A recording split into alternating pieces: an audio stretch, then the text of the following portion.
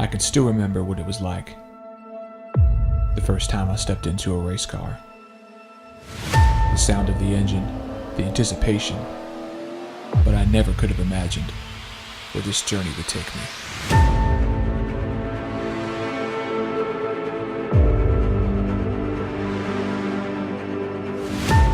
My father once told me that racing is just like life.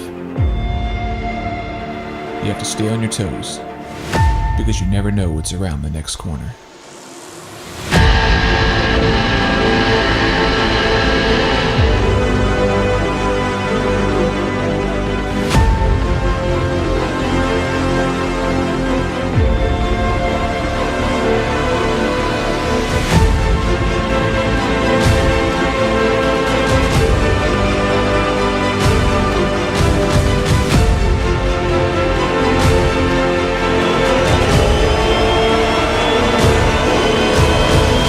My name is Bill Watson, and this is my story.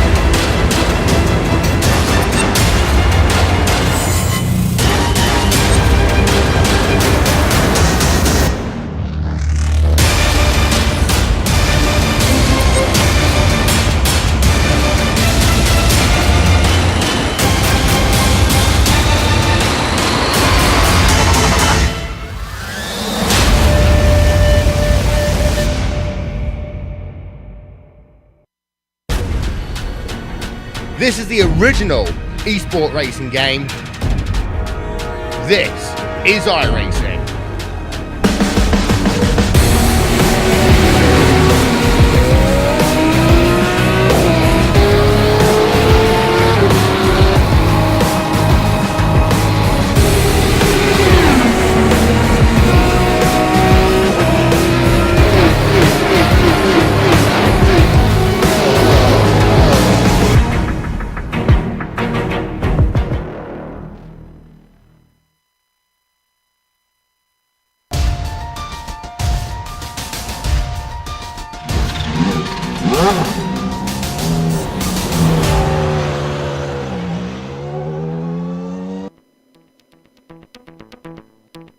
Much to the dismay of Sean Macbeth, drop points extinguish the hopes of a potential championship.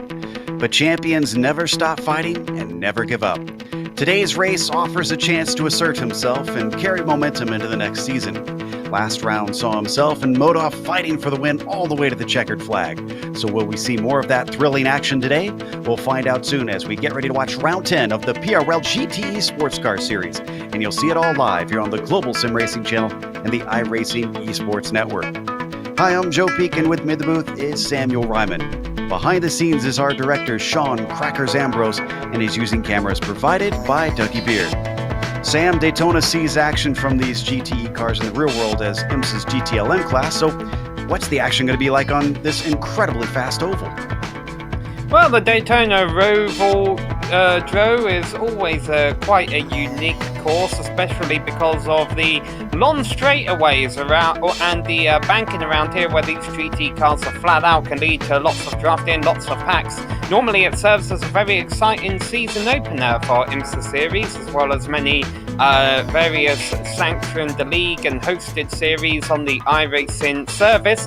However, today it's a bit of it's the season finale, so it'll be interesting seeing how these drivers will take it on as a bit of a sprint race. You know, some drivers racing for points, and some who maybe might not be fighting anybody in the points championship, just here to try and get a W in the column before the end of the season. 3.56 miles in length, that's 5.7 kilometers, 12 turns, racing here 45 minutes today. Let's give you an idea of what a lap around here is like.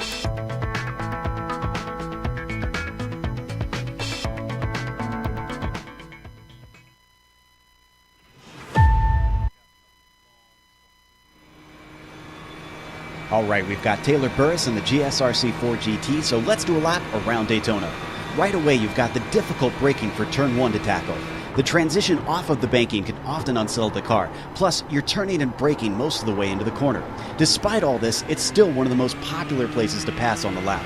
As we weave through the little chicane, bring the car back to the left and you'll be braking for the International Horseshoe. You might sometimes see passes into here when the opportunity presents itself. There's a little access road off to the left of the exit too, which because it's paved, it's all fair game to use when getting the power down. We'll drift it back across, and in these GTE cars, the kink is easily flat out. But the best racing line is to hug the car to the left side to give yourself a nice entry into the Western Horseshoe. The tricky thing here is the way the corner tightens in the middle. It makes hitting the apex a bit of a pain. Turn 6, which will be the last one of the infield section, is probably one of the most important of the lap. Failing to get a good exit here will cost you a bunch of time on the oval portion. Plus, you'll want to protect yourself from attack by preventing the car behind you from getting as much of a slipstream as possible. Jumping ahead to the bus stop, it's going to be tempting to make an overtake into here, but any side-by-side racing is terribly risky and often doesn't end well.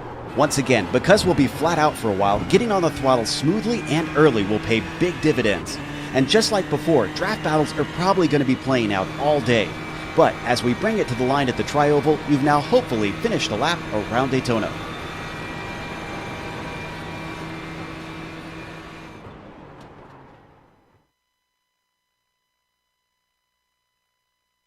You see a bit of a truncated lap around Daytona, and, well, as always, today's race is brought to you by SIMSA. The Simulation Motorsports Association is a sim racing platform created by experienced racers.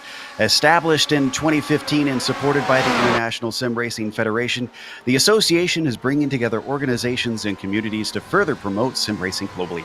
Concentrating on all sims worldwide, they offer a focused opportunity for sim racers to compete with each other. They also provide consultancy services to this growing esports world. SIMSA offers solutions for racing simulator requirements and custom-built simulator parts, as well as complete customization and upgrading of existing simulators. You can find them at simsa.net. Today's broadcast is also proudly sponsored by Fraser & Dieter. Fraser & Dieter is a nationally recognized PCAOB registered CPA and advisory firm headquartered in Atlanta with thousands of clients globally. It provides a wide range of services, including tax, audit, advisory, internal controls, and transaction support to achieve each client's unique financial goals. With offices in Alpharetta, Atlanta, Las Vegas, Nashville, and Tampa, Fraser & Dieter has consistently been named a best of the best CPA firm by Inside Public Accounting and is ranked among the top 60 largest CPA firms in the United States. You can find them at FraserDieter.com. Sam, we mentioned it at the start that this has been a fight between Modoff and Macbeth, but unfortunately, as we take a look at the points battle, it seems that it is not as close as we had hoped last round. Yeah, and here you can see the championship has been wrapped up. And I apologize, I'm actually experiencing a bit of a technical difficulty here, Joe. Yeah, there on screen, 18 points may separate Macbeth and Modoff, but you have to add the 18 points to those 29 points, and that adds to more that you can earn in a single race, which means Modoff sealed it with his second place last round. Espinoza has been quietly coming forward to challenge for things. He's in third. And then Hefner climbs up 2 points with his podium last week, 2 positions rather. Eisler, of course, drops 1 due to that, with Hefner getting into the mix. Let's take a look at the Teams Championship. Sam, what about that one? Well, you can see it's a little bit spread out here too. The Americans at the Speedworks Racing Team North have a 28-point lead, so it's sitting quite comfortable there over Coca Modiclar Racing Team. Rounding out the podium there, these top three teams really jumped away from the rest in the standings of Speedworks Racing Team East, rounding out the top three in points. But Speedworks Racing Team West have also done well. They distanced themselves a little bit from Team Bushfink Racing. But you see, both of those teams, still quite a bit of points up for grabs, because neither of them have, a lot of drop points to give up. So whatever they are able to pull up today will count. Who knows what we'll see further back on there in the points. Today's race will be the finale, as we keep saying, here at Daytona, and they can choose from 4 different cars: the Porsche, the Ferrari, the Ford, or the BMW. Now, the race distance today is their sprint format, 45 minutes, and fuel might be slightly tighter, but still pretty wide open, and it will require 1 pit stop. They've obviously restricted that fuel because the real cars can do much more than 45 minutes. They do have an incident cap at the bus stop. That could be a problem, because it's easy to get those incidents racked up heading through there. It can be a little tight. They have no spare car if they get any sort of damage. Sam, this is a track that I have to imagine damage will certainly be of a big concern because of the straight line speed. Yeah, not only that, Dre, but you mentioned tight pit window, and also it's a short race. You really can't afford anything bad for you to happen today. I know normally we see endurance races take place here where, you can have a bad pit stop, or, even be involved in a spin or something and still be in the shot of a podium, if not the victory. That's not going to be the case here today. If you want to win, you've got to have a clean race, especially considering the fact that we don't have cautions in this series. Absolutely. Now, you can see this race as you do every week here on the iRacing Esports Network. Make sure and go to their YouTube page when you get the opportunity. Click subscribe. It's a big red button that says so. And then you'll get all of the Precision Racing Leagues, both here with the GTE cars and with the Radicals each week. Of course, Radicals changing soon. We'll talk more about that in another broadcast. Qualifying is underway. Right now, Zach Hefner, who was third last week, is currently on the pole, but look at the gap, Sam, back to Acosta. This could swing either way. Yeah, it definitely could. Now, these drivers are all out there on track together, so some of these drivers who have performed better in qualifying might have just caught a good slipstream. Unfortunately for Acosta, I wouldn't be surprised if he's getting held up by that orange car in front of him right there. And the other thing that makes qualifying here difficult, of course, is the lap time. It's so long around. These drivers, 1 minute 40 seconds, they're getting around this circuit. And so already, even though we've got over a minute left on the clock, the drivers are pretty much, when they cross the line, they'll be starting their final timed lap. And I almost wonder if Acosta's not having a good lap here. He might want to back off the car in front and give himself a bit of clean track next lap around. And you see Acosta's actually dropped to third now. Yeah, that's because Jean-Marc Tremblay has now taken the pole by a tenth above Hefner. It is still tight for second place. There we see the Canadian coming through the infield. So this is going to be his final lap around.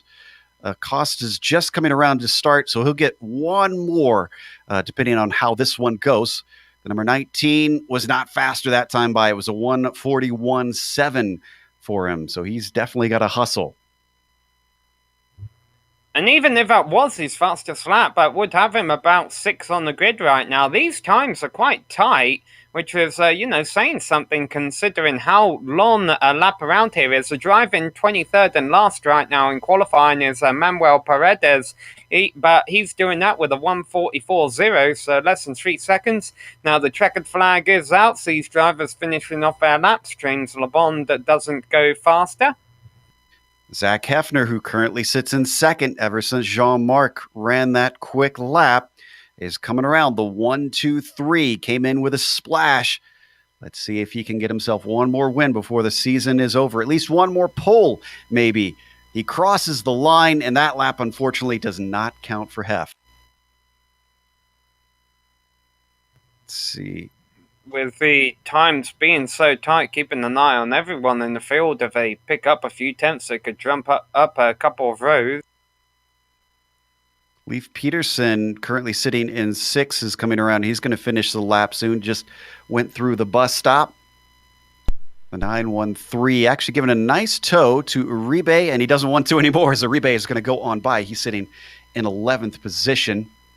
You see Hef on screen was abandoning, well, not abandoning, but coming off the track since he's finished his qualifying. Uribe also looks like he doesn't want to finish, so Abner Acosta, who is now in 3rd, comes across the line, also doesn't count for that lap.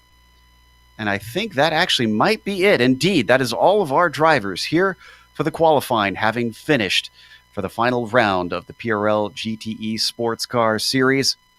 Let's go through your starting order. Jean-Marc Tremblay, I have to say, something of a surprise pole for Jean-Marc. He's usually up there, but not the fastest. Zach Hefner will be taking the outside of the front row with Abner Acosta starting P3. Sean McBeth, who has missed out on the championship but has a chance to try and take another victory. His 3rd in a row. Will be starting from 4th position. Andre Espinoza starts P5. Then it's Leif Peterson on the outside of row 3. Tyler DeZube in 7th, and Josh Daniels in 8th. Row 5 will be Christian Eisler, who is good in practice, but certainly not good in qualifying. And Pete Beaubratton will round out the top 10. Sam?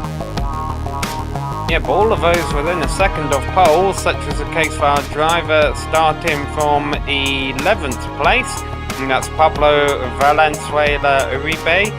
Corey Clark will be starting alongside him, and on row number 12 will be Rodrigo Munoz and Kenneth Rodriguez. Takeshi Gita will be starting from 15th place ahead of Tyler Guillemette. James LeBlanc will be starting 17th ahead of Hugo Galaz, and rounding out the top 20 will be Joey Trungell and Mike Richer. Rounding out the field will be Lucio Almonacid Vargas ahead of Cristobal Valenzuela.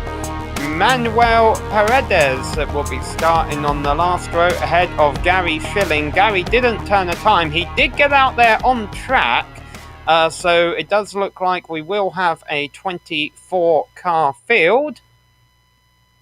And fans wondering why we do not see Carl Modoff in all of this. Unfortunately, even though he's taken the championship, he had work obligations, so he won't be able to take a metaphorical victory lap, if you will, out here at the road course of Daytona. So we're seeing them line up on the backstretch. They'll take about half a lap, and then we will get to go racing for the final round for 45 minutes for the PRL GTE Sports Car Series. They, I believe, will be extending the races next season, where the sprint format will go up to 60 minutes, from what I understand. I'll try and get confirmation that that is fully correct before we tell you so, but that will be the case.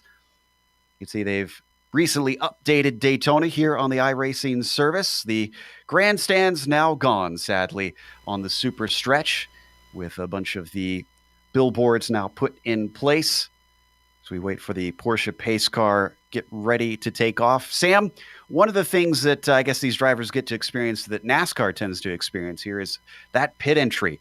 I get the feeling that that could make a difference in the pit stop cycle on who can maximize coming in really hot from a high rate of knots in there. Yeah, you only have to do it once, but you can lose a lot of time if you do it incorrectly. Obviously, the pit road speed limit, with this being such a wide pit lane, it's not too slow, but that being said, you're also carrying a lot of speed off a final turn. These drivers had a 3-hour practice session, so I've got to imagine they've all had time to practice that pit entry, and hopefully we shouldn't see too many issues there. So they take off and work their way through the bus stop chicane into NASCAR 3 and 4. They're going to be released very soon. Doesn't take very long here on this shortened pace lap. Right on board looking at the field ahead up onto the high banking. Not often that sports cars like these get to experience I banking can still like that. remember what it was like. Coming around, and apologies for losing picture momentarily here. We'll try and bring that back in just a bit. In the meantime, we'll give it to you radio style here on the Global Sim Racing channel. They're coming off of NASCAR 4. Jean-Marc Tremblay is leading the field behind the Porsche pace car. Tremblay with Hefner to his outside. Porsche pace car now peels into pit lane. And no way to go. Immediately, Jean-Marc Tremblay accelerates away. Green flag is out here at Daytona. He gets a great jump as they come down into turn 1. Hefner already ahead of Acosta as they break. A few of the cars accordioning together. Still some side-by-side action in much of the pack. I'm not seeing any problems, though. It looks clean for the start here, Sam. Yeah, all of them getting through turn 1 okay. Now working their way down to the horseshoe. 23 cars and a bit of a lock-up there in the middle of the field.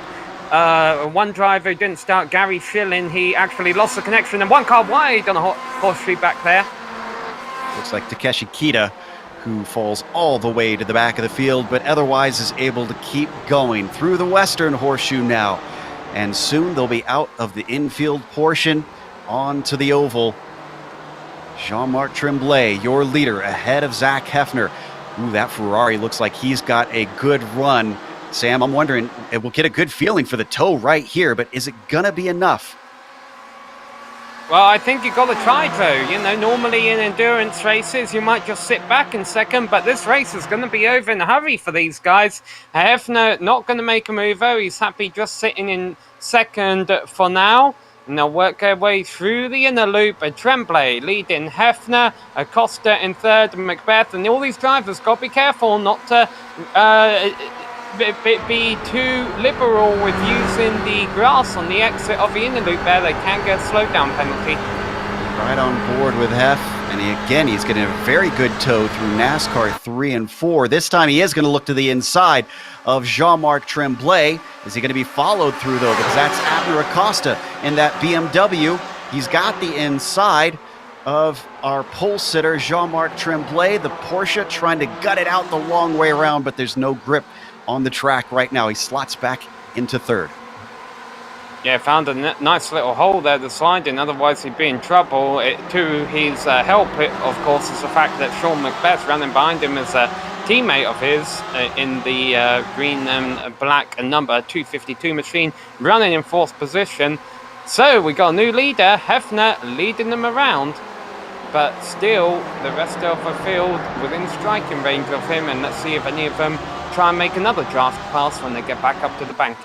That's a good point. With Tremblay being demoted those 2 spots, it is now Speedworks 3rd, 4th, and 5th all together. They could maybe use a little bit of team tactics.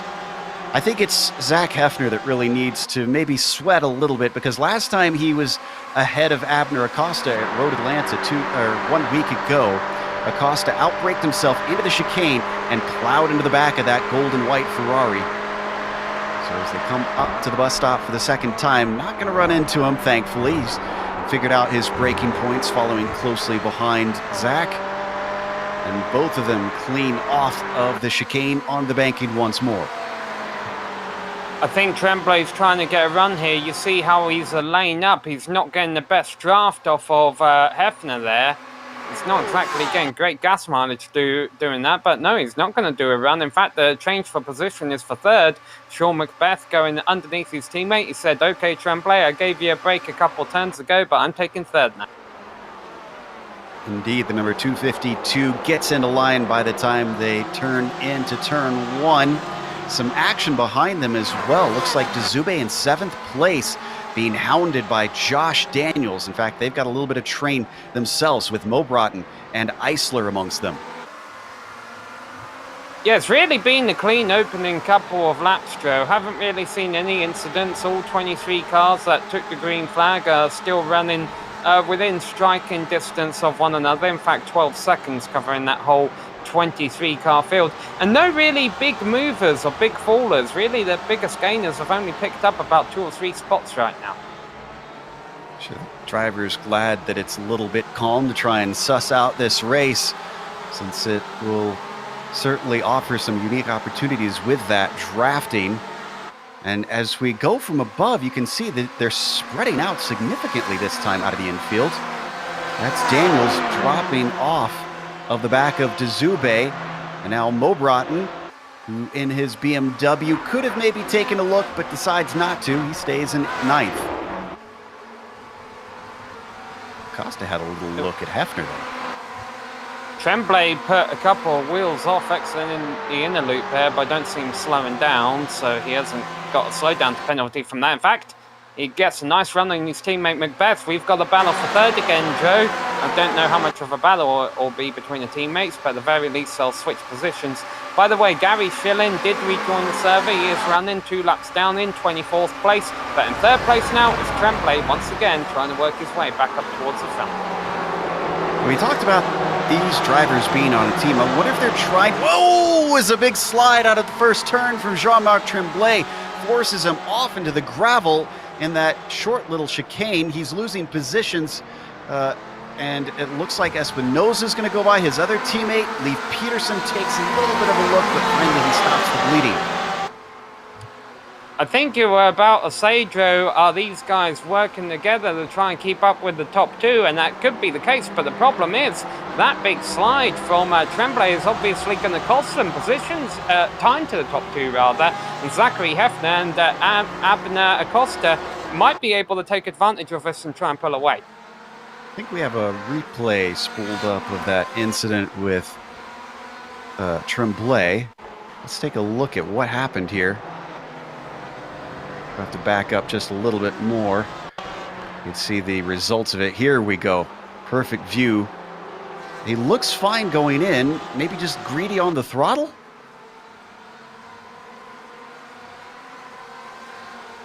Yeah, that's what it looked like. It was carrying a lot of speed through the turn. Now, these cars all have open setups. Maybe he has a little bit less rear wind than these competitors, or maybe he just made a mistake. Could be. We come back. He's back in 5th now and has to certainly do a lot of work considering he was our pole sitter. Speaking of the front of the field, though, if we could take a look at Hefner and Acosta, they are pulling away from Macbeth now. It is 0.8 of a second. I have to imagine this is exactly what they want to try and break that draft at this point. Yeah, but Macbeth doesn't have to worry about Tremblay this time around. He's just got one job to do on his own right now, and that's try and run down the top 2. If he can get a couple good laps in, he can keep the draft, but if he loses it, that could be all she wrote for his chances of winning the race today, because Hefner and Acosta have been on rails so far, and they're not going to have to deal with a whole lot of lap traffic. All these drivers are running, even the drivers at the tail end of the field, they're only 20 seconds off the leader, and we're coming up 10 minutes into the race already, and the race will be over in another 35 minutes. So these drivers are out there simply racing each other. It's going to be a pure, good old-fashioned sprint race up the front of the field. The bad news for the drivers third on back is the top 2 are starting to break away a little bit, as you said. Are they going to break away and stay together, or are they going to break away and fight? Acosta's right on the back. Look at that gearbox view. This time he backs off early to stay out of the bumper of Zach Hefner. The 1-2-3 leads him through the bus stop. But despite them not battling, they lost about a 10th or 2 coming into that braking zone. Something has happened to Manuel Paredes, who was running towards the back of the field. So he's actually our first retirement from the race. But up front here, I'm just keeping a really close eye on it, because this is a really critical point of a race here for Sean Macbeth. He's got to try and stay within striking range of the top 2, and I must say he's done it. He's less than a second back of the leaders. Watching from on board Sean. Checking to see if I can figure out what exactly happened to Paredes. He just pitted and then decided he'd had enough for the day. Looks like he's actually disconnected, so he is out of the server. We might want to go back to Josh Daniels in 8th position, because Pete Mobrotten is all over the back of him as they come up to the Western Horseshoe. He loses it through the kink. He was literally underneath the rear wing of that Porsche. Now Christian Eisler, who's been stuck behind these two, has regained because of him slowing up. Onto the oval once more. Eisler trying to get the traction down. You can see him in the Busch Fink car, trailing and up onto the oval. Unfortunately, the two of them losing out to Daniels. He may be slow in the infield, but certainly looks pretty fast up here on the high banking. I wonder if, as Sam said, they've maybe got a little bit of different setup. Yeah, there's some good battles. They're definitely close.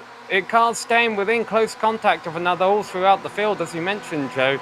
No big movers yet, but I have a feeling we'll definitely see some as the race goes on. And, you know, you want to put yourself in good position because this is a sprint race. It's turning out to not be a chaotic race. If you started at the back and you want a good finish, you've got to earn it. And up at the front, where we've switched the cameras, you could see Acosta once again getting up behind the leader, Zach Hefner, and giving a big lift. This time, though, Sean McBeth has regained all the ground. He is now within about a car length. I'm starting to think that Acosta is playing a little bit of a fuel game. Yeah, it's possible, but he also just might not want to race with Hefner. He might have seen, hey, if I work with this guy, maybe I can break away from the cars behind.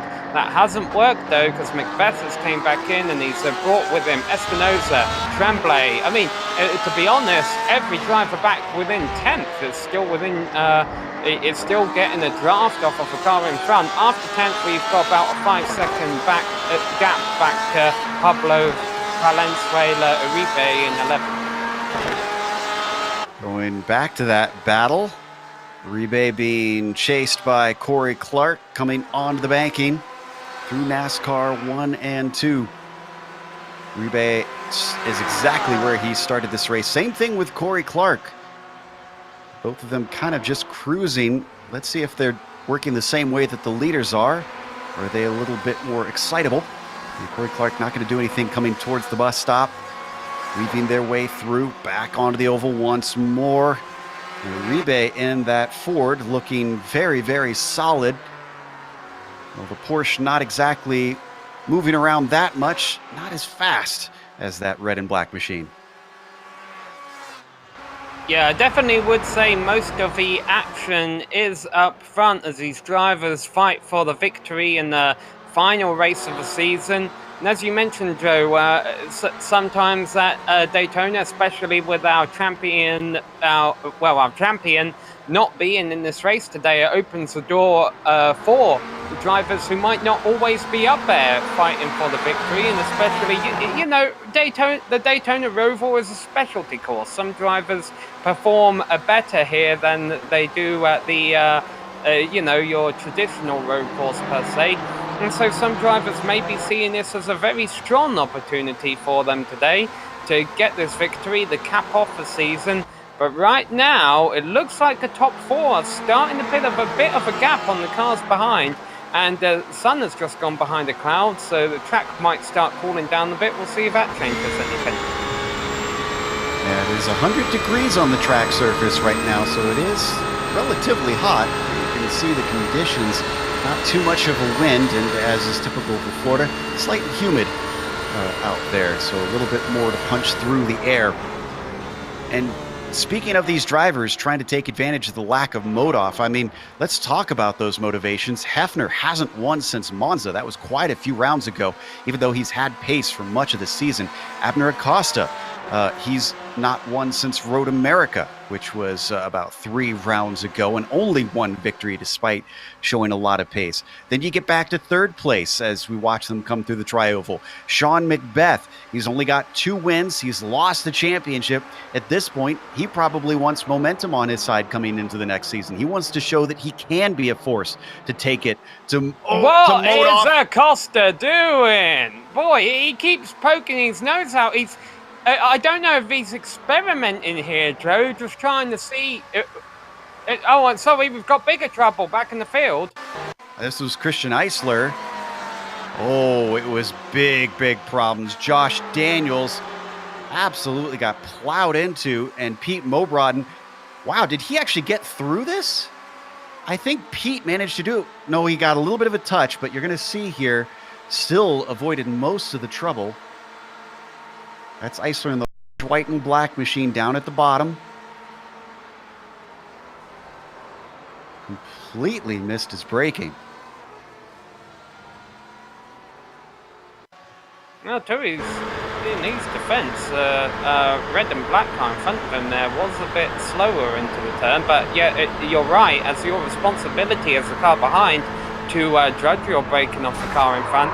And Eisler, you know, he's an experienced driver, but at the same point, you've got to remember you're carrying a lot more speed into that turn than normal with the pass that he just pulled off. Lots of action exploding all at once. Acosta's lost about 8/10 to Hefner with his mistake up in turn 1. The good news for him is that Macbeth is not breathing down his neck. He's still about half a second back.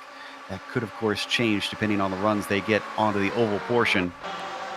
Looking a little bit behind them, side-by-side action here, Sam. Yeah, let's keep an eye on this as a battle for 5th place into the turn, and then we'll get back to Acosta, because I want to make a note of what he was doing, but right now, Tremblay, boy, he hasn't had a good race from pole, has he? He started fighting back a little bit ago, but now he's down to 7th. That's the furthest back we have seen him all race. So Leif Peterson up into 6th, Tyler Dazube up into 5th position, and all these drivers now, unfortunately for them, have fallen far back from the top 4, who are still grouped together, even though they got held up a little bit from Acosta's mistake. But yeah, before we caught that moment from Acosta, Joe, he had been... It's almost like he's experimenting with runs. He was just pulling out of a draft on the banking. You know, he was losing the draft. He was taking the longer way around. He was burning fuel. There was really no reason that I could see for him to be driving the way he was. The only thing I can imagine is he was trying to set up runs, trying to time runs, in case he's in a similar position at the end of a race, see what would work on Hefner then. Unfortunately, it almost backfired on him, but he was able to save it. I think you're right. That's actually a good call. Acosta knows that he's got the pace to stay with him. He's just sizing him up here, it seems. And already, despite the error, he's gotten up to about 0.4 of a second behind Zach Hefner. They come out of NASCAR 4. We are within the pit window. I'm not sure that we'll see any of them take an early stop, though. And once again, that BMW hugging the yellow line, staying right in the toe of the Ferrari, but lifting before they hit the braking zone. Yeah, really no incentive for these drivers to play strategy games with each other. None of these leaders want to pit and be held up in the slower traffic in the middle of the field. And also in the battles of the middle of the field, because we've got one going on back here. Here you see 3 cars throw a blanket over them. Who's going to come out on top? Josh Daniels comes out on top, out of turns 1 and 2.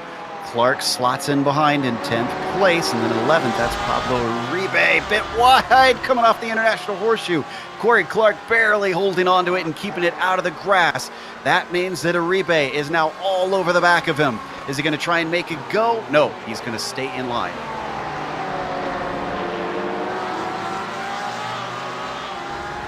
So now everyone's kind of found their bearings, found who they're going to be racing with for the first stint.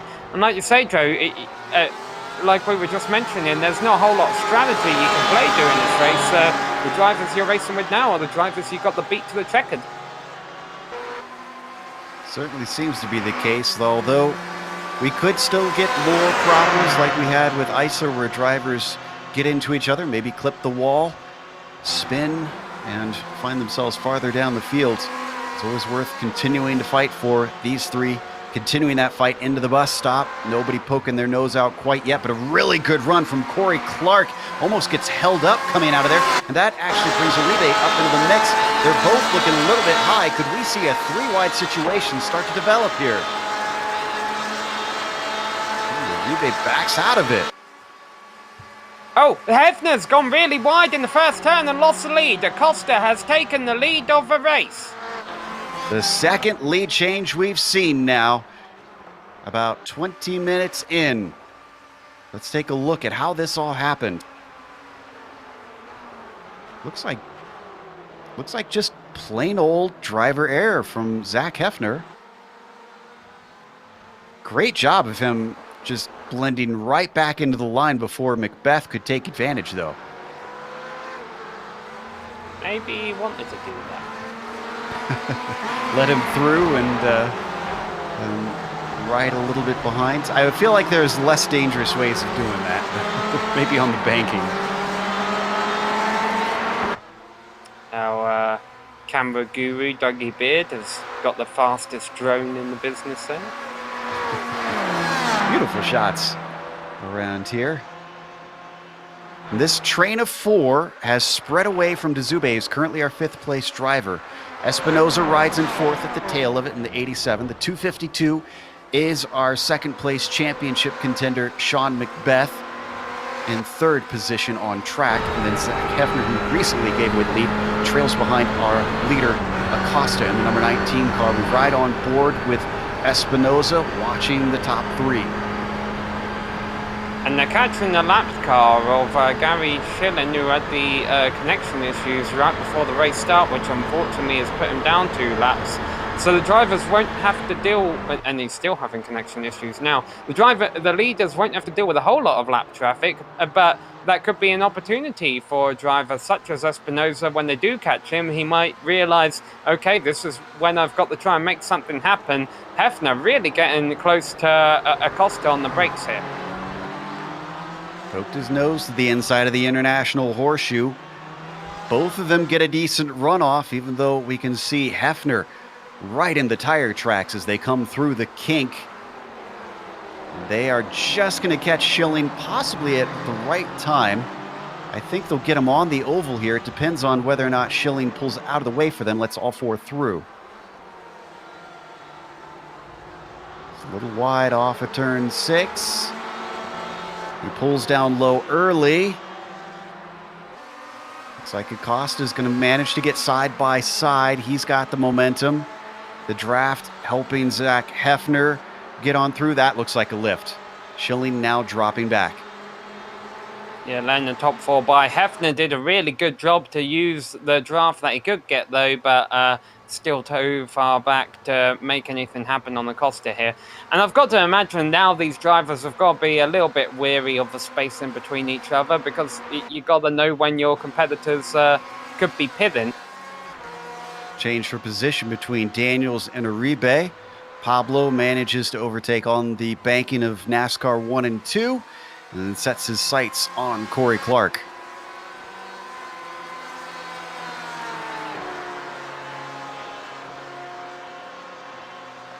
This has been something of a calmer race than we've seen in the past here in the PRL. Though we've had a little bit of action out there.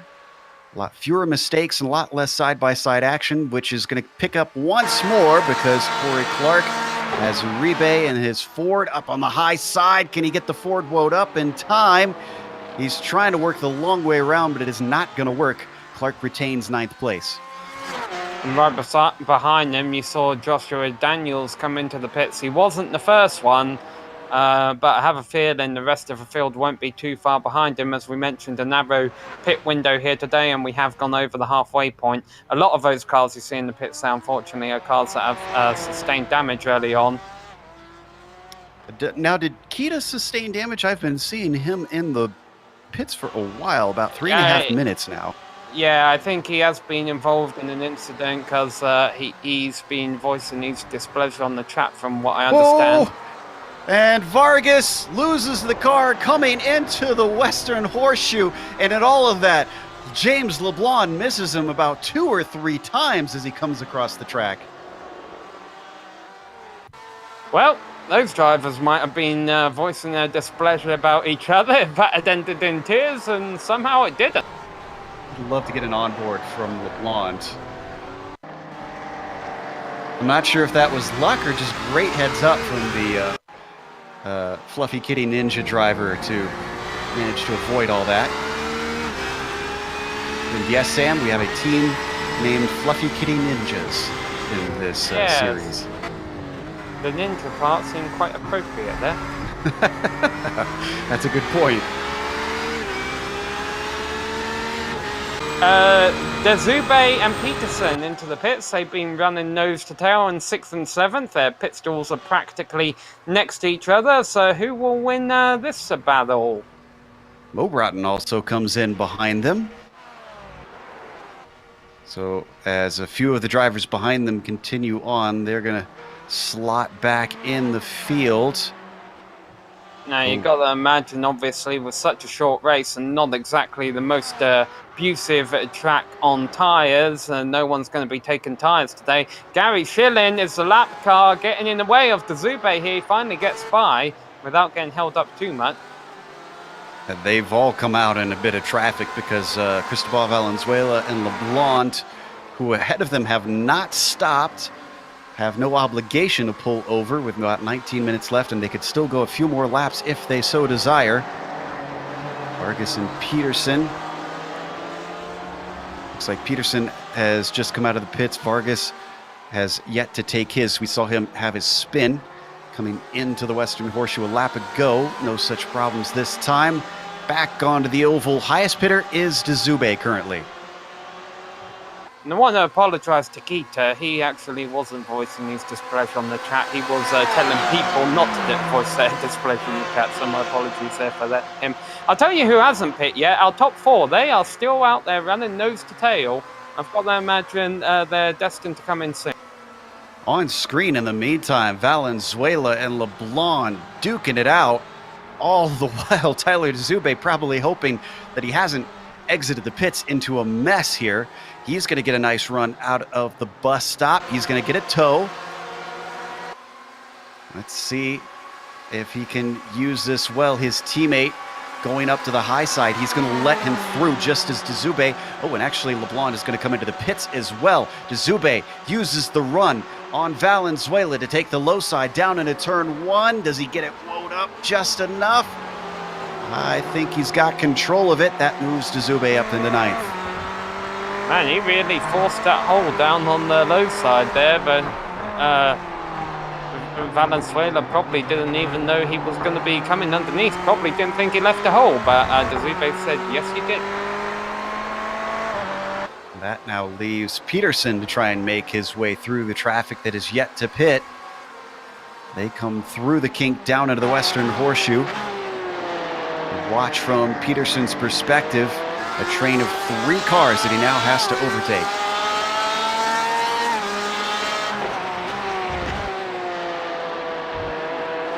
Oh, and Tremblay took a pit. Why is Jean-Marc in for so long, though? This is not a penalty. Well, he's got big damage. I'm going back to see what in the world caused this. Oh, as we come back to the lead, this was maybe about a minute, maybe just a little bit more than that ago. Jean-Marc Tremblay coming into turn 1, hit the pit exit wall and actually turned the car completely over. When it doesn't rain, it pours. Unfortunately, definitely not a good race for Tremblay today. Look at these top 4, still nose to tail, and as I say that, we go to a replay here. All right, so we'll go back to live action. Joe, I kind of just took your word for it that the pit window was narrow. These top 4 don't seem to think so. Well, narrower, I should say, than what we typically have. Usually they get about a half an hour in the 45-minute race, 1/3, you could say. More than that, maybe about 40 minutes in the 45 minutes, 35 minutes, somewhere around there. And so far, they've been using a lot of fuel saving in some cases, such as Acosta riding behind Hefner. That's since switched. I think we found the replay for Tremblay. Trying to pull it up here. Here we go. Now we've got it.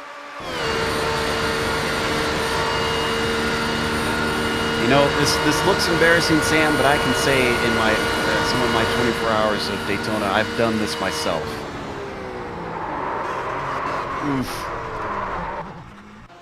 Oh, that was a hard hit. He's lucky it turned back over. And one of our leaders is in, Acosta pits. Yeah, Costa coming in. He grabbed my attention there right before the start of a replay because he was blinking a little bit.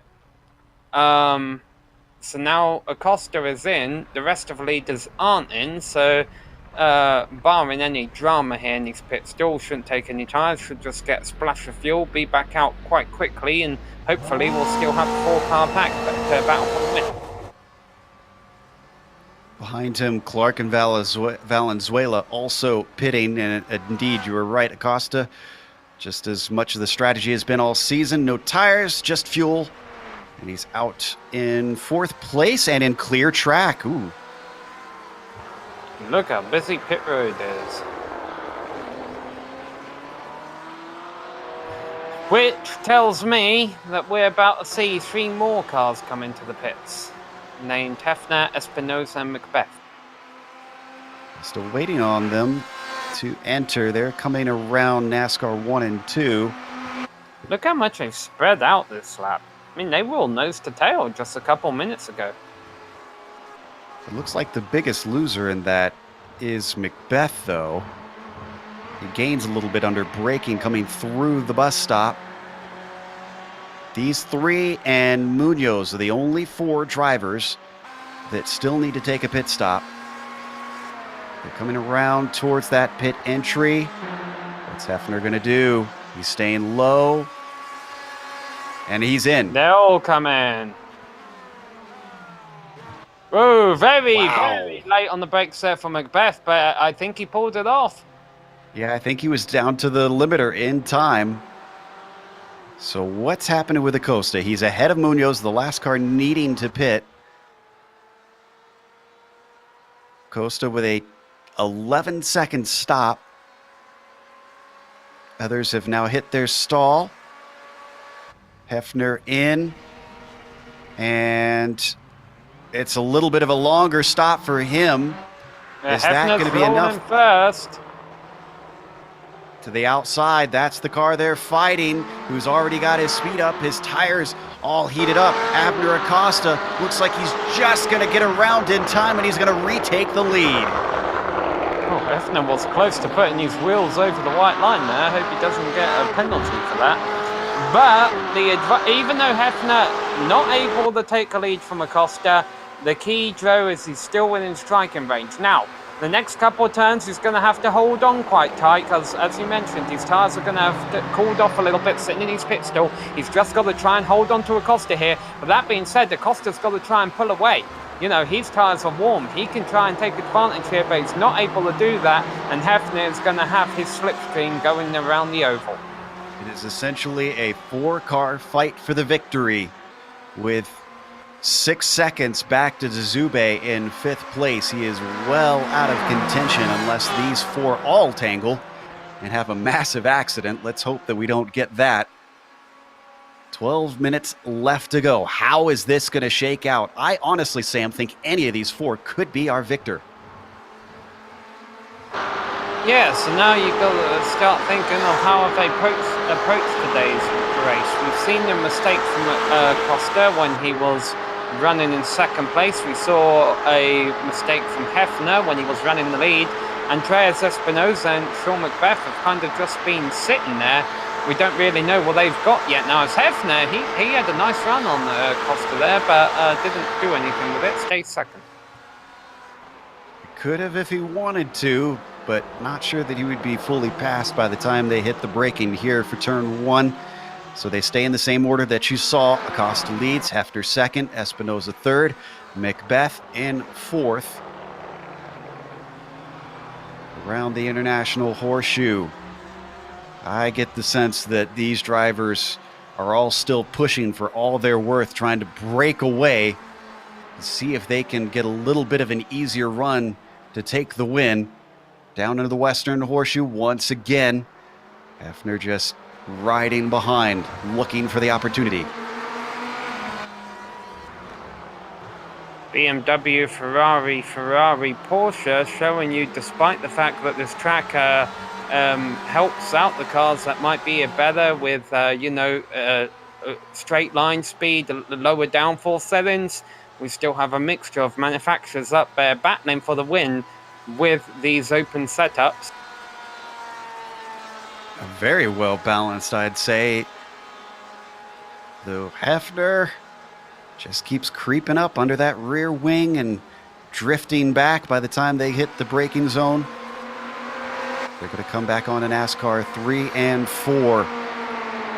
You said earlier that it seemed like some of these drivers were maybe sizing each other up, but it was the reverse last time. Acosta coming up behind Hefner. I start to wonder if Zach maybe might do the same here. Yeah, we'll wait and see. We'll ride on board Zach for a little while here. Well, unless he thinks about making a move, but he doesn't. Yep. One thing that concerns me about Acosta, Joe, is he seems to really be pushing the limits of how much you can get away with cutting the end of the inner loop. He always seems to have a couple of wheels near the grass there, and you know, all it takes is a slight little error. You put 2 wheels over the grass and you get a slowdown penalty, and then your chances of winning will definitely be gone by that point. I think it's understandable. He is driving a BMW, and that is a big car, so he's going to wind up maybe taking a little bit more room than everybody else. Is that meme dead? Is that no response on that one? Our director liked it, apparently. So, as they come back onto the oval, the Ferrari still giving chase on the BMW. Yeah, Go ahead. Let's ride on board Hefner's Ferrari. I'm curious to see what it looks like from Hefner in the inner loop, what Acosta's line looks like. That's a good point. Let's see. Getting onto the blinders here. Looks good in the first half. Oh, yeah. Yeah, he took a lot of grass there on the left side of the car. And actually, look at all the room that gained him over Hefner. Yeah, he's doing it very well, but it's a dangerous game to be playing. Gotta wonder if he's getting any incident points as well. Behind them, the Speedworks team, well, it looked like a battle, but then once it happened, it looked more like Espinosa just let Macbeth through. Got a little bit of a wide entry, but tucks it down to the apex and gets it going once more. Wow, they are running an incredible pace here, Sam. I'm looking at the gaps. They've dropped to Zube in the few laps since the pit stops by 4 more seconds. That is very fast. Dzube is running quite comfortably in 5th. He's got about a second over Leif Peterson, and Leif Peterson's even more comfortable over Pete Mobreton, who I don't think we've mentioned a whole lot, in 7th. We mentioned at the top of a race, the start of a race, there hadn't really been a lot of big movers through the field, and now we're finally starting to see some exceptions. Corey Clark has gone 12th to 8th. Tyler Gourmete has gone 16th to 12th. But I think the biggest mover, Joe, has been Cristobal Valenzuela has gone from 22nd to 13th. That is a fantastic job by Valenzuela. He even got qualifying in, so this is a legitimate charge through the field for the number 33. We're riding on board with him currently. He's not out of the woods yet, though, because that is Lucio Vargas, one of his teammates in the Andes cars, riding behind him. So Vargas himself has gone from 21st to 14th. Yeah, and these have all been well-deserved positions that they've had to earn. You know, like it's not a whole lot of attrition out there today, at least not yet. We've still got 6.5 minutes left to go. 22 cars still running. A few of them have had to take repairs. Meanwhile, we jump back up to the front as they close together a little bit more. Here's my question to you, Sam. You're in this train of 4 cars. You know it's down to you 4, that nobody else, there's nobody else you need to worry about. When do you make your move, and where? Well, where you do it is on the banking. You get a nice draft going on and try and beat the car in front of you to the line. And it's really what these drivers are comfortable with as to when they do that. Obviously, if you're Espinosa, if you want to go for the win, you can't wait until the final lap, really. But the problem is, even though Macbeth and Espinosa have been doing a good job running there in third and fourth, they haven't really tried anything yet. You know, Hefner and Acosta have been experimenting. Now, that's not to say they're not prepared. Maybe they've been dicing a little bit around with runs in practice, seeing what they could do in practice, and, you know, that they haven't shown their full hand yet. So I think it's going to differ for each driver. I mean, you're asking what I would do, and the honest answer, Joe, is I'm not this fast, so my opinion's inaccurate. Oh, the plight of the commentator. Very few of us are actually good enough to really see this sort of action. But these drivers have certainly proven they know how to wheel a car around Daytona. Only 5 minutes left to go. And you can see, despite the gap that we saw coming onto the oval, as they end the oval portion, Hefner regains it all each and every time. We saw a swap for the third position between Macbeth and Espinosa. That's the green, and white, and black Speedworks cars that you see in the third and fourth spot. Could this be a sign that maybe Macbeth has intentions on going for the lead instead of Espinosa? Is Espinosa content to wait behind his teammate, let him have a go at it? Riding on board with Andre. Number I'm trying to 87. work out Go ahead. how nice the clock is going to be to them. That's a good point. Will it be tight? Will we have an extra lap? It's going to be very tight. That they will, in 3 laps, they will cross the line about 5 to 10 seconds after the clock expires. My question is, does iRacing know that? Will iRacing be accurate enough to give them the checkered flag when they cross the line there, or is it going to be off by a few seconds? And because iRacing has to give the white flag. Exactly. And have any of them taken into account an extra lap of fuel? Have they cut it that tight that they need to worry? Acosta's, he's on the verge of getting a slowdown penalty with what he's... he can keep getting away with it. He has every right to be driving the way he is, but I just hope he doesn't overdo it. But it takes 3 minutes, 20 seconds to do 2 laps around here, and they're hitting 3 minutes, 20 seconds now on the run down to the tri-oval. So if this was, if this wasn't run by a computer, they'd be getting the white flag the next time by. I don't know if it's too close to call for the iRacing server.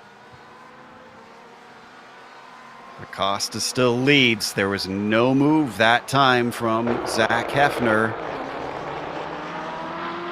So when is he going to try and plan it? And that also throws a bit of a kink into everybody's plans as well, Sam. If you're not sure if it's the last lap or not, do you make the move a lap early just in case, or do you hold back? Well, the good news is I'm pretty sure the drivers have to get the white flag. So these leaders should know what lap it is. But I think we saw confusion. I can't remember if it was this series or another series we cover here on GSRC, but we had a big confusion at Imola. I think it was this series, actually. Yeah.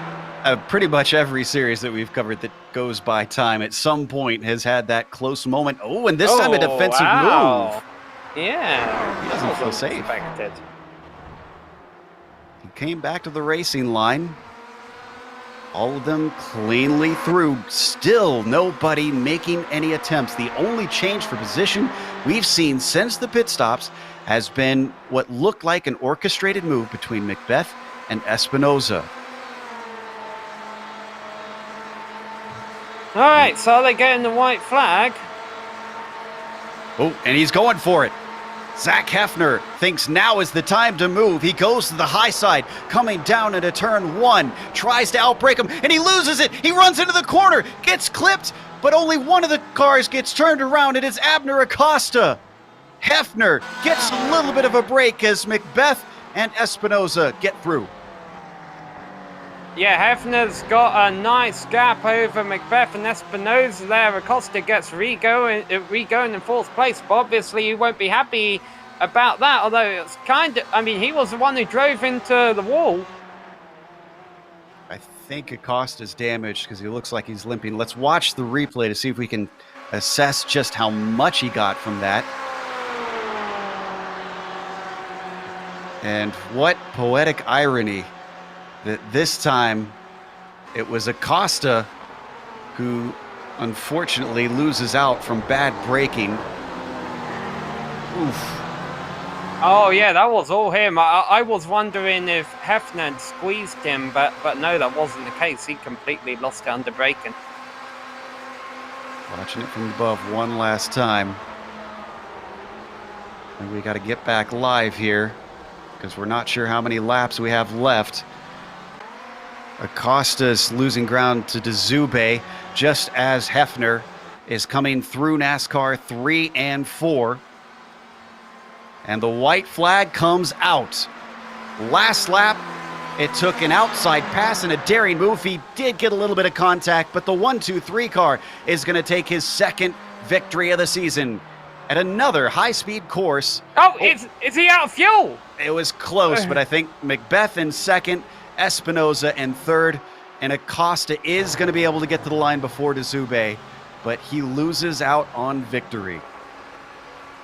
I don't know if Hefner was doing that just to be dramatic. He slowed right down before they got to the checkered flag.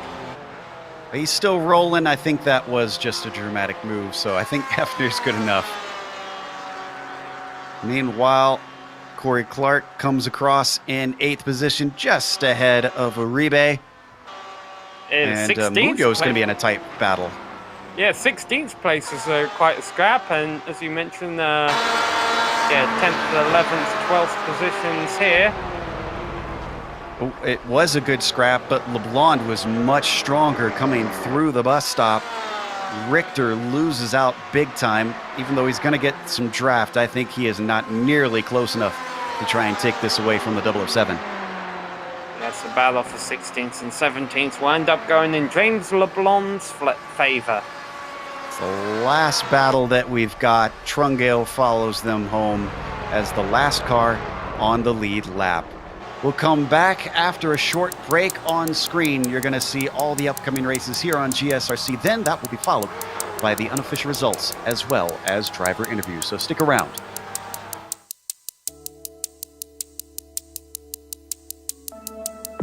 The first time I stepped into a race car, the sound of the engine, the anticipation, but I never could have imagined where this journey would take me.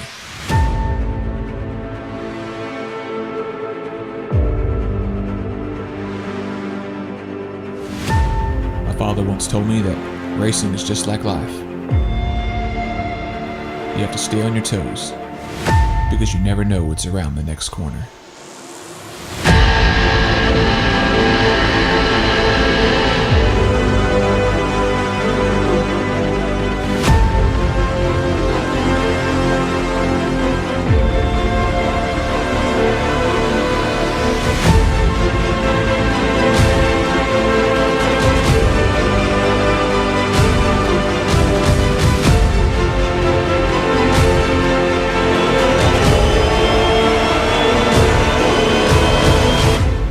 Bill Watson, and this is my story.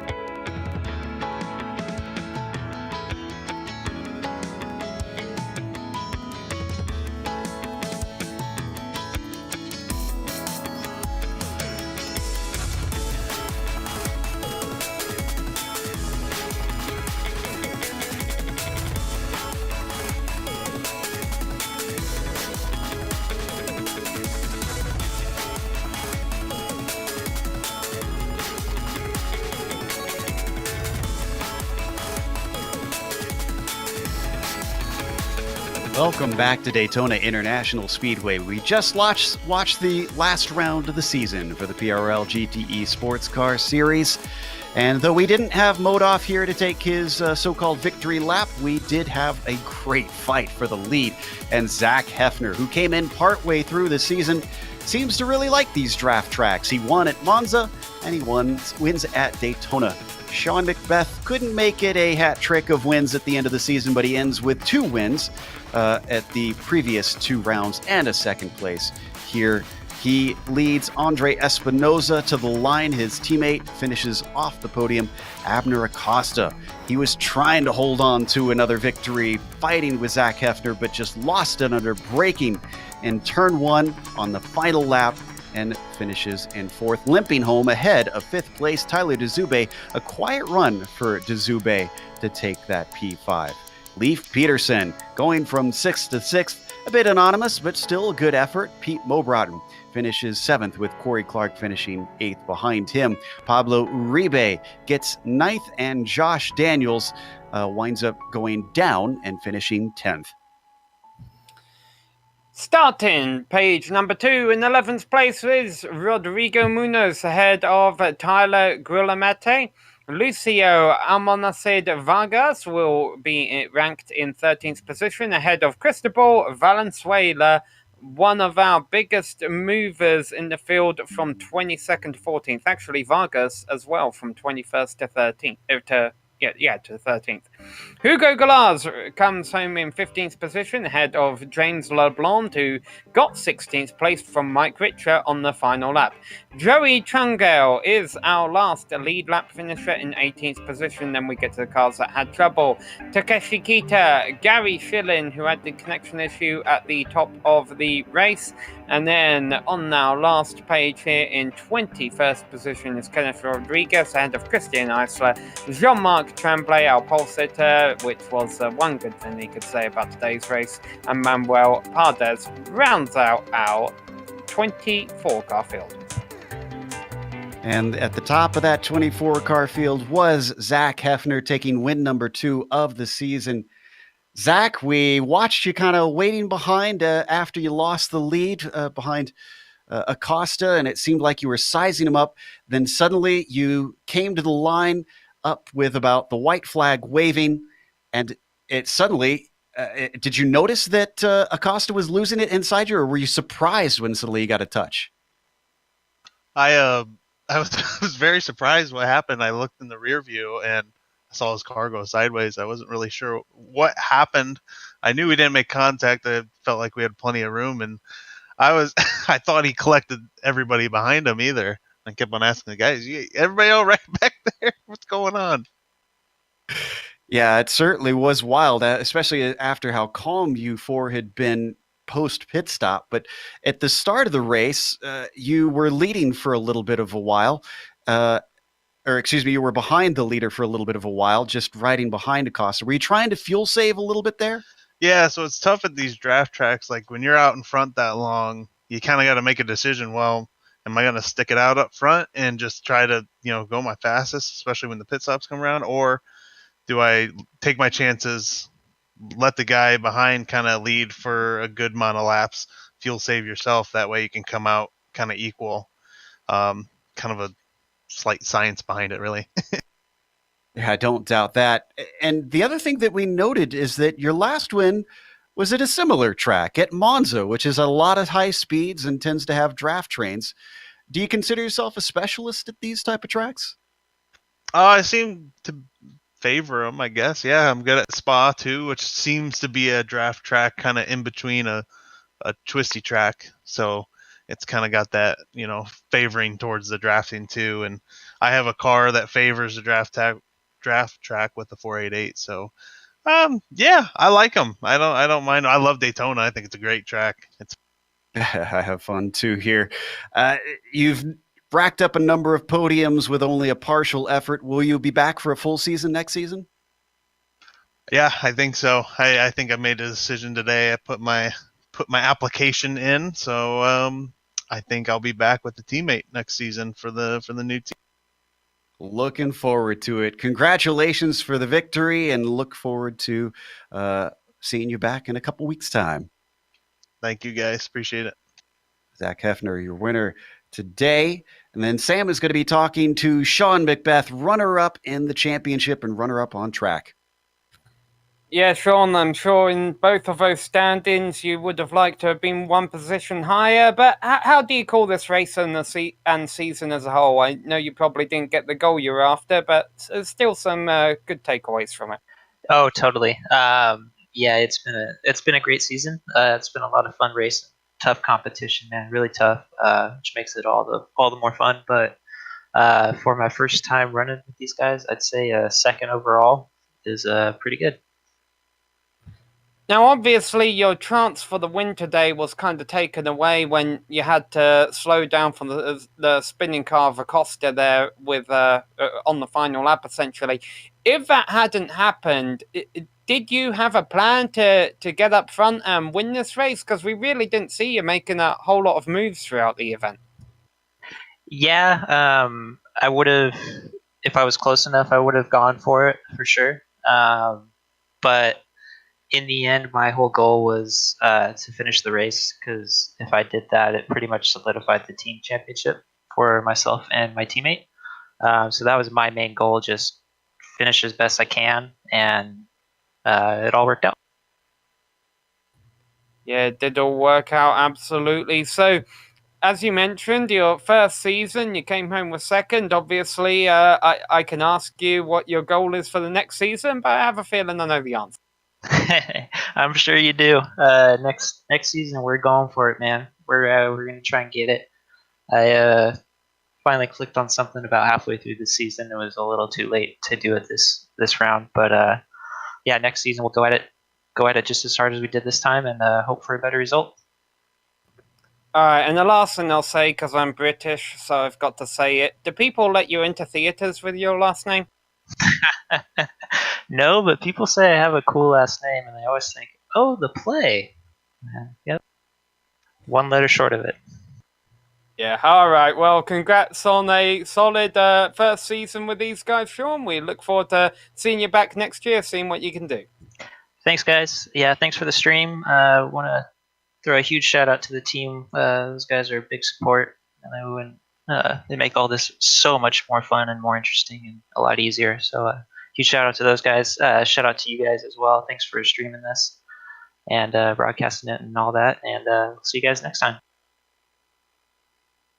That was second place finisher Sean McBeth. Sam, you missed out on all the McBeth puns we had earlier in the season. We exhausted most of them. But in the meantime, we've got third place finisher and teammate on that Speedworks team. They are fighting for the team championship, Andre Espinoza. And that brings me to a good point, Andre. We saw at one point towards the end of the race, it looked like you intentionally handed third place over to Sean McBeth. Was that due to the team championship, to giving him that spot? Obviously, it's part of the teamwork we do at SRT. Yeah, I mean, he was quicker. We got a better chance of not losing the draft to Abner and Zach if he was in front. So, yeah, that was a good decision. I won't regret it, and just happy to get third. Obviously, Carl Modoff has been the one to beat for a couple seasons now. He wasn't as dominant this time around. Do you guys, as the Speedworks team, are you actually intentionally going to try and work together to see if you can get one over on him next season, to see if you can finally stop this dominance that he's had? Or is it more kind of a for fun thing like Sean was talking about, where you guys just enjoy being with each other? Absolutely. I think the motto of the team is just having fun with each other. But yeah, definitely we work together during the week at practice sessions, and as a SRT esports, we do great at that. So yeah, definitely we'll bring a fight. We obviously race for each one individually, but we always are respectful and super friendly with each other as teammates. Last question before I let you go. Next season is being planned still. If there was one track you'd like to see on the schedule next season that you don't think you've seen yet here in the PRL GTE series, what would you want? People are gonna laugh, but I love Bathurst. Ah. Our director likes that one, apparently. So that would put on an exciting race for us. Well, hopefully we'll get to see you guys try that one out in the GTE cars because we've seen it in the Radicals. But congratulations on a third place and look forward to seeing you come back. You too, guys. I just want to thank the organizers, you guys for broadcasting, and SRT Esports for all the support, and hope to see you guys next. That was our third place finisher, Andre Espinoza. And I just got confirmation that they will be extending to 60 minutes next season. So it's going to be longer races, even more fun for our viewers to watch each week at a time. But we got to thank a few people before we go, including our sponsors. Of course, SIMSA, once again, for a full second season of sponsorship. Make sure and check them out at simsa.net if you want to see what the Simulation Motorsports Association can do for you. Also, a big thank you to Fraser and Dieter. If you want their services financially, you can check them out at FraserDieter.com. Also, a thanks goes out to iRacing for putting us on the iRacing Esports Network here for the PRL. Go to their YouTube page, click on the big red button that says subscribe, and make sure you get all of the PRL in that YouTube feed of yours. Thanks to the companies that provide the software and the hardware for our broadcast. You can see them listed here on your screen. And additional thanks go out to June Lalonde, who provides our wonderful music. See the screen for how to get a hold of more of her great work. Thanks to the team today, Sam, Sean, and Dougie. If you'd like to find out more about GSRC, including upcoming races, you can find it at globalsimracingchannel.com. You can also check us out on social media. We're on Twitter at GSR Channel, Facebook at Global Sim Racing Channel, and Instagram at GSRC_Graham. I can tell you that even though we don't have the official track up yet for next season, we are scheduled to broadcast the PRL GTE Sports Car Series. We have been in talks, and there is an agreement in place. We're just waiting on all the locations to be solidified. But we also have upcoming races for other series listed on the screen, so check those out and mark them down on your calendar. But until next time, race clean, race hard, we'll see you on the track.